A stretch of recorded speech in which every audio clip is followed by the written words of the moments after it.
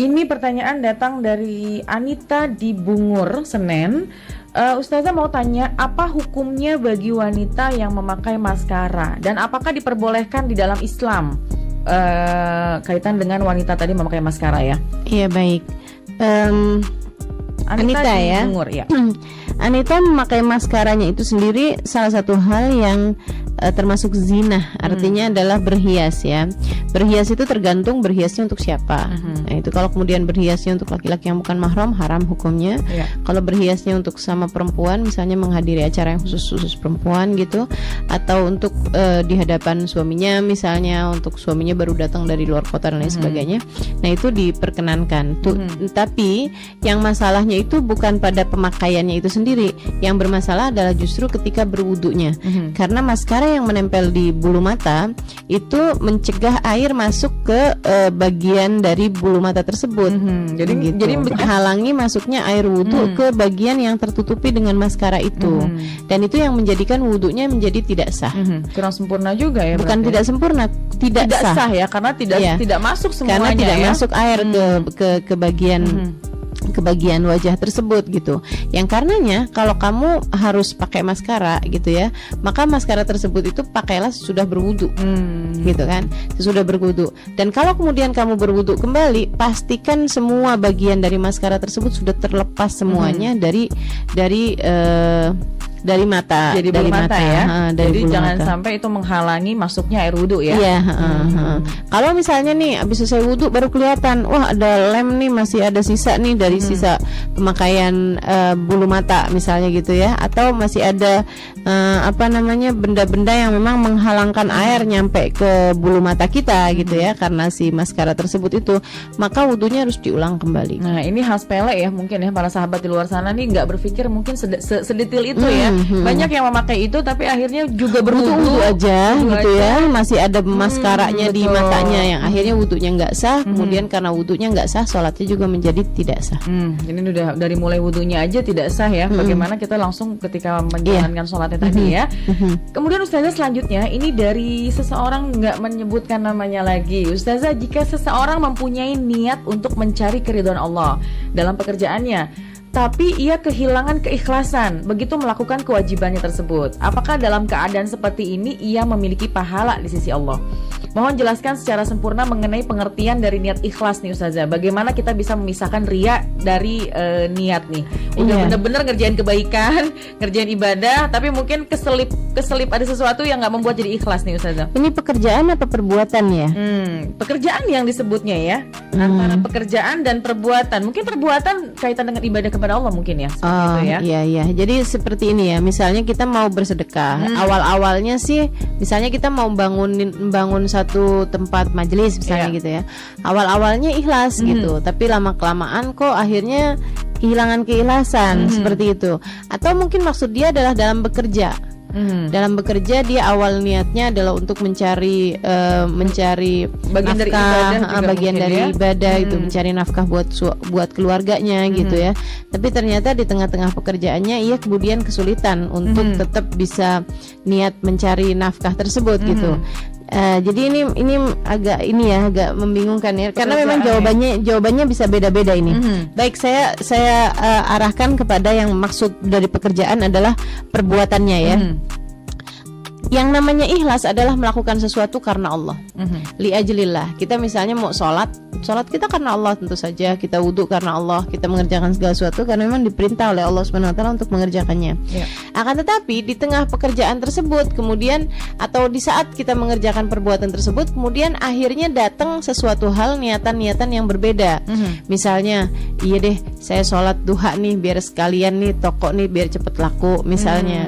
Atau senang ketika ada orang yang tahu bahwa kita mengerjakan perbuatan tersebut, lagi baca Quran, kemudian wah suaranya bagus ya, atau wah ngajinya lancar bener, atau wah soleha sekali, yang akhirnya kemudian kemasukan riya gitu ya.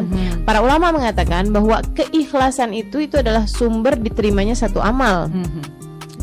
Dan keikhlasan itu dibagi menjadi 3 ya. Ada ikhlas sebelum, ada ikhlas ketika, ada ikhlas sesudah. Ketiga-tiganya diperlukan dalam kita melakukan sebuah pekerjaan. Ikhlas yang sebelum adalah ikhlas dalam niat. Ini yang disebutkan sama yang tadi bertanya ini ya. Jadi ikhlas sebelum melakukan sesuatu itu juga memang diperlukan ikhlas. Kalau dari awal itu tujuannya adalah bukan ikhlas, tujuannya tidak karena Allah Subhanahu wa taala, dari sejak awal Allah Subhanahu wa taala udah tolak tuh kebaikan tersebut. Misalnya orang salah satu pasangan calon ya, salah satu paslon misalnya DKI, kemudian dia bersedekah, tujuannya ya bagi-bagi duit misalnya gitu ya, bagi-bagi duit kepada orang miskin di Jakarta, tapi tujuannya adalah biar orang tersebut memberikan suaranya ketika pemilihan nanti gitu. Nah itu udah dari awal-awal udah jelas bukan ya sedekah jadinya. Betul. Jadinya bukan satu perbuatan baik begitu kan. Maksudnya bukan satu perbuatan baik yang bernilai pahala di mata Allah Subhanahu wa taala. Membagi uangnya berbuat baik tapi ada niatnya di situ, niat yang unsur tidak manusia, ikhlas ya.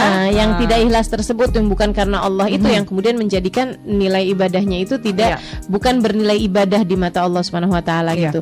Itu yang namanya niat sebelum melakukan sesuatu. Kemudian niat ketika maksud saya ikhlas yang ketika ikhlas sebelum yang tadi. Nah, kemudian ikhlas juga diperlukan ketika. Jadi sepanjang kita melakukan perbuatan tersebut itu harus benar-benar lillah wa fillah gitu ya. Benar-benar karena Allah Subhanahu wa taala, dan caranya juga harus sesuai dengan apa yang diinginkan oleh Allah Subhanahu wa taala ketika melakukannya. Gitu. Nah, kemudian sesudahnya pun juga diperlukan adanya keikhlasan. Jadi jangan kemudian kepengen disebut-sebut gitu ya. Gimana ikhlas sesudah ini adalah dengan tidak lagi layak qadzikruhu fil ard. Enggak lagi ada penyebutannya di bumi. Maksudnya itu udah keterima naik ke langit gitu ya, dan ketika kemudian naik ke langit itu udah nggak ada sisa lagi disebut-sebut di bumi. Tapi kalau masih disebut-sebut mulu gitu ya, ini mama nyumbang nih di masjid ini nih. Iya betul ya. Di pondok itu tuh mama punya jasa tuh gitu ya. Itu tuh mama dulu yang terus aja disebut-sebut gitu. Apalagi kemudian man itu mengundat-undat, mengungkit pemberian kepada si yang diberi itu.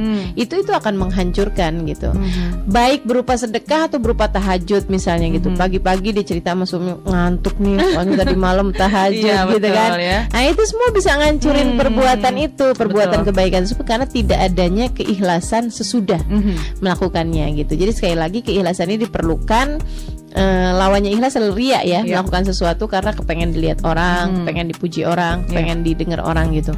Nah, melakukan sesuatu karena Allah Subhanahu wa taala, al-amalillah.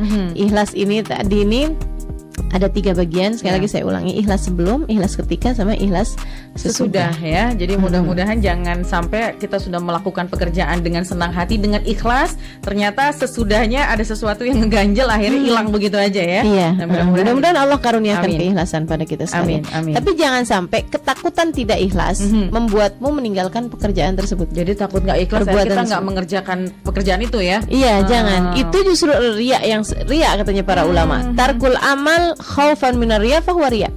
Meninggalkan satu perbuatan karena takut riya, itu juga termasuk bagian dari riya. Ya, jadi yang penting adalah kita coba jalanin niatnya tadi ya. Sebelumnya niat yang baik, kemudian ketika kita menjalankan juga dengan ikhlas, sesudahnya juga jangan disebut-sebut lagi, supaya nggak hilang begitu aja ya. Ustazah, selanjutnya ini mau bertanya kaitan dengan akhlak yang baik itu didapat dengan cara bawaan, fitrah, ataukah dengan dipelajari, yaitu dilatih dengan usaha yang keras? Kalau kemudian bawaan dari fitrah, tidak akan ada hisabnya. Sebab Allah tidak akan pernah menghisab dari sesuatu yang fitrah. Dalam artian misalnya kayak begini, hidung kita mancung apa pesek akan dihisab sama Allah SWT. Karena itu memang sudah dari awalnya sudah fitrah. Sudah fitrah ya. Yang fitrah itu adalah bawaan seperti ini nih. Orang tuh kan ada yang lambat, ada yang cepet, ada yang memang ngomongnya cepet, ada yang memang ngomongnya lambat gitu ya. Ada yang orangnya sensitifan, ada yang orangnya nggak pedulian. Nah itu yang fitrah. Dan fitrah ini itu hal yang maksudnya gini, bisa dibawa baik, bisa dibawa jelek. Karakter mungkin ya. Karakter tiba dalam bahasa Arab ya. Betul. Karakter ini adalah sesuatu hal yang bisa dibawa baik, bisa dibawa jelek, dan itu fitrah. Itu fitrah. Misalnya fitrahnya seseorang cerewet, fitrahnya seseorang pendiam, gitu. Itu fitrahnya orang gitu kan. Cara dia bergerak, cara dia ini itu fitrah gitu.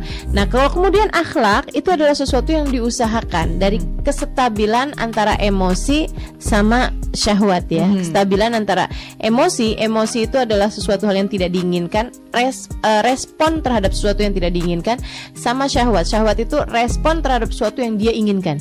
Gitu. Bagaimana kamu terhadap keinginan kamu dan bagaimana kamu terhadap sesuatu yang tidak kamu inginkan. Kestabilan itu dalam hati seseorang, dalam diri seseorang itu melahirkan akhlak yang terpuji. Kestabilannya. Dan ketika condong ke arah yang satu dari arah yang lain gitu ya, condong terhadap nafsunya misalnya, terhadap syahwatnya, atau condong terhadap keinginannya gitu ya maksud saya, atau condong terhadap hal-hal yang tidak diinginkannya. Jadi marahnya cepet begitu kan. Kalau kepengen sesuatu juga nauzubillah min dzalik begitu. Nah, itu yang kemudian melahirkan akhlak-akhlak yang tidak terpuji gitu. Jadi ini jelas ya antara karakter memang bawaan fitrah tadi, karakter bawaan fitrah, sementara akhlak itu sesuatu yang kita pelajari. Sesuatu yang kita pelajari, yang pasti mungkin ketika kita salah satunya mungkin duduk di majelis taklim atau mendengarkan program ini pasti akan merubah sesuatu. Insya Allah, mudah-mudahan ya, insya Allah akan membawa semuanya menjadi lebih baik. Ustazah, ini berkaitan dengan masalah warisan nih.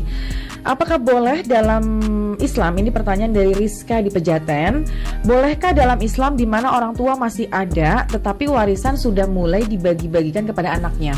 Iya, ada banyak ya kita liatin ya kasus-kasus yang seperti ini di masyarakat kita.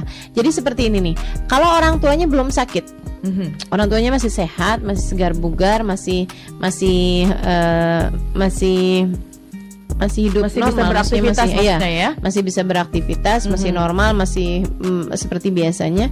Kemudian dia membagi-bagikan harta kepada anaknya. Status harta tersebut adalah hibah.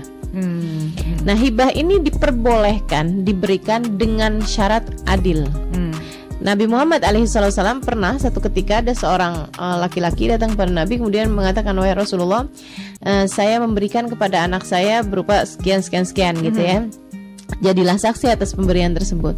Nabi Muhammad kemudian bertanya, apakah anak kamu hanya satu itu aja?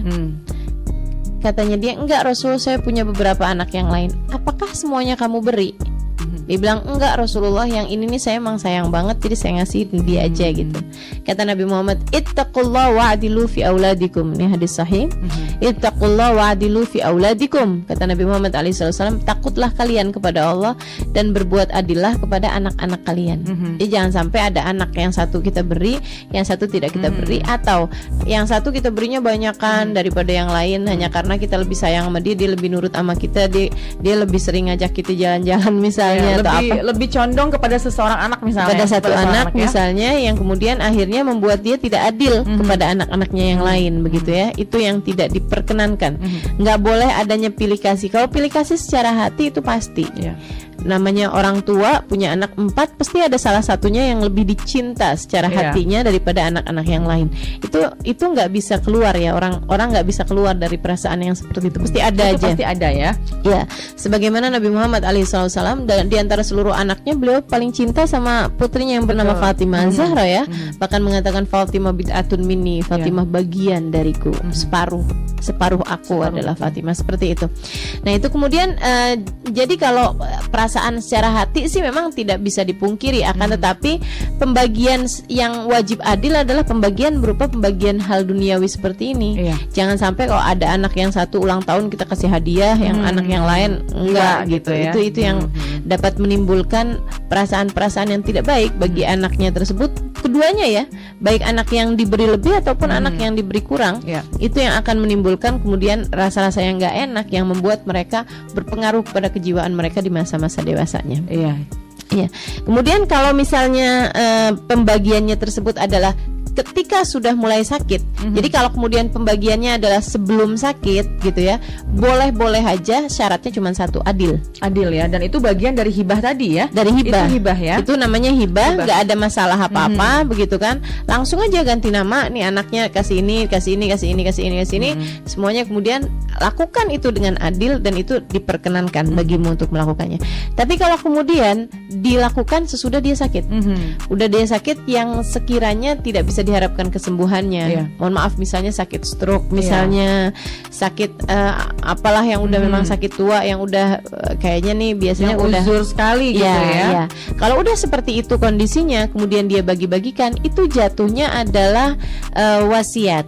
Dan wasiat itu tidak bisa diberikan melebihi sepertiga harta, itu satu syaratnya. Dan la wasiat ahli waris, tidak ada wasiat kepada ahli waris. Artinya tidak sah wasiat ketika diberikan kepada ahli waris. Ahli waris ya. Tidak sah wasiat ketika diberikan kepada ahli waris. Karenanya kemudian nggak jatuh tuh. Jadi walaupun dia udah bilang gitu ya, nanti anak saya yang nomor 1 kamu dapat ini aja ya nak ya, si anak ini dapat ini aja ya, si ini dapat ini, begitu dia meninggal dunia nggak ada yang berlaku. Nggak berlaku ya. Kecuali jika itu diberikan kepada orang lain. Kalau kemudian wasiatnya itu diberikan kepada orang lain, misalnya nanti sebagian uang ayah misalnya ya dikasihin kepada pondok pesantren misalnya, atau diberikan kepada fulan ayah sayang banget sama dia, bukan nggak ada unsur apa-apa, nggak ada ahli waris ya, bukan ahli waris gitu, misalnya seperti keponakan kan nggak dapet tuh, tapi karena ayahnya nih sayang banget sama keponakannya yang itu misalnya gitu, nanti kalau ayah meninggal uangnya kasihin ya sama dia misalnya kayak begitu sekian. Nah itu si sekian itu tadi tidak boleh lebih dari sepertiga harta. Tidak boleh lebih dari sepertiga harta ya. Sepertiga harta yang ditinggalkan gitu. Nah selebihnya ketika dia meninggal dunia, harta yang ditinggalkan harus dibagikan sesuai dengan warisan yang diaturkan dalam Islam.